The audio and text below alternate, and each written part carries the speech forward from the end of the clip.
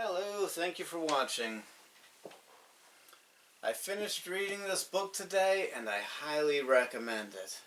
Theistic Evolution, a scientific, philosophical, and theistic critique. This is a collection of essays. It's not like one writer writing it all. Edited by J.P. Moreland, Stephen C. Meyer, Christopher Shaw, Ann Gouger, and Wayne Grudem. It is 972 pages long.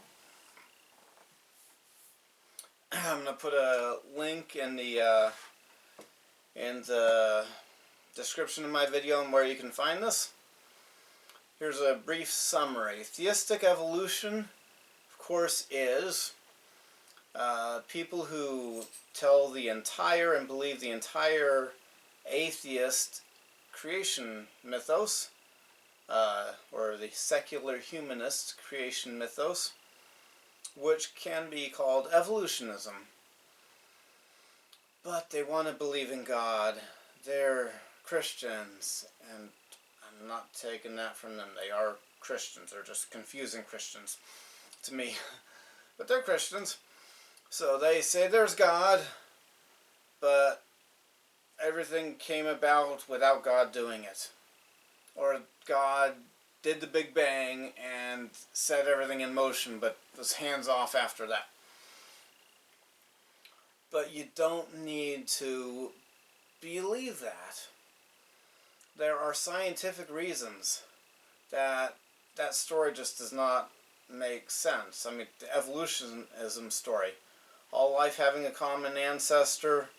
No, actually, there's a designer, there's abrupt.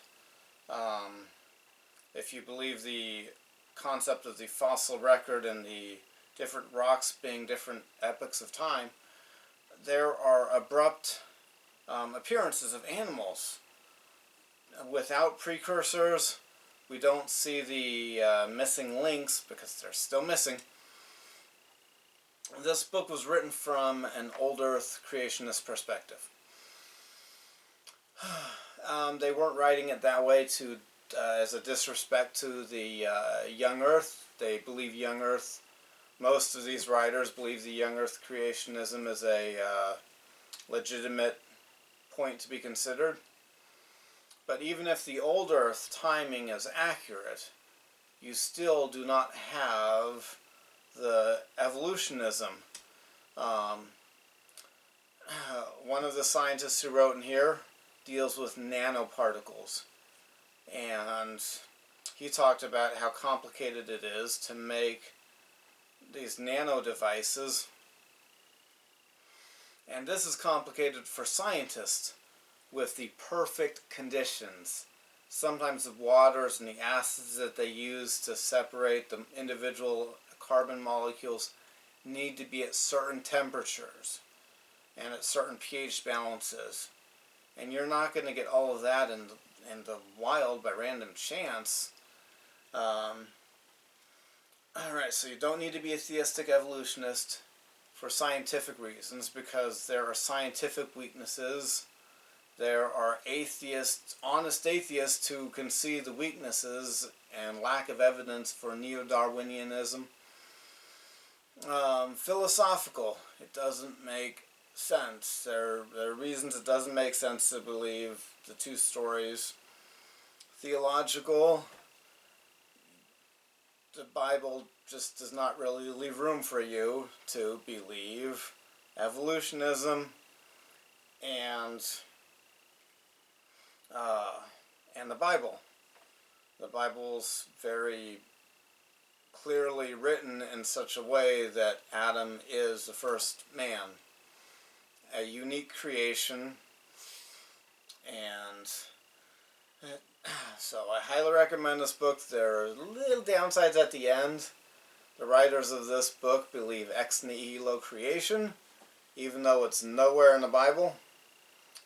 They do mental gymnastics to get there. There's not even a place where you can see how they misunderstood something, or and at one point in the theological critique section, they wrote that to believe that matter is eternal would be making it a god. No, it wouldn't. You're not saying matter is equivalent to God. You're not taking away from God's glory and majesty and godness if matter is eternal. But thank you for watching. I highly recommend this book. It was great. Fun reading. Interesting reading.